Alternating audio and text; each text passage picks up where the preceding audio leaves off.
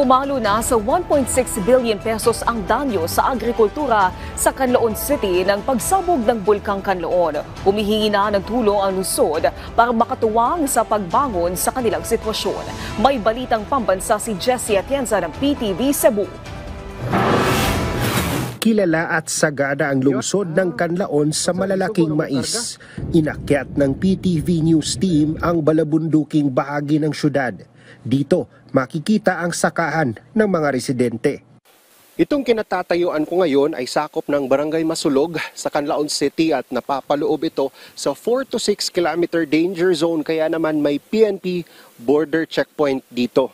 Bawat araw ay binibigyan ng limitadong oras sa mga residente na makabisita sa kanilang mga bahay at asikasuhin ang kanilang mga pananim simula alas 5 ng umaga hanggang alas 5 ng hapon. At bago magpatak ang alas 5 ng hapon ay kailangang lisanin na nila ang lugar na ito at bumalik sa kani-kaniyang mga evacuation camps. Ganito na ang sistema dito magmula nung buwan ng Disyembre. At mula nga dito ay tanaw na tanaw natin ang Bulkang Canlaon na ayon sa FIVOX, nasa alert level 3 pa rin ang status. Kabilang sa mga malapitang nakasaksi sa panibagong pagputok ng bulkan ang magsasakang si Lucrecio. Ang mga tao sir pertigyon dalaganay sa mga tao. Nya ning hingagaw og padulhog gid paubos kay delikado man kung ang abo mutabon siya diri sa mua. Nya una ginamo sir nga nagpasalamat gid mis Ginoo nga bisan kapila na siya nahitabo nga nibuto pero wa gid minadamage din tungod kay tingali gid nalipdan pud mis Ginoo nga ang abo dili gid siya makaabot dire nya usa na ning bakwit gid mi.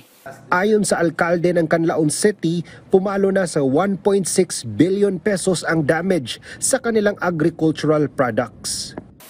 We are imposing the law when it comes to volcanic eruption management, but I think we need also to innovate as of now. It's because the government have spent a lot of resources and there is a lot of losses in the livelihood of the constituents. Now, in Canlaon City, starting June last year and up to the present, we have a computation of, as of now, I think it reaches 1.6 billion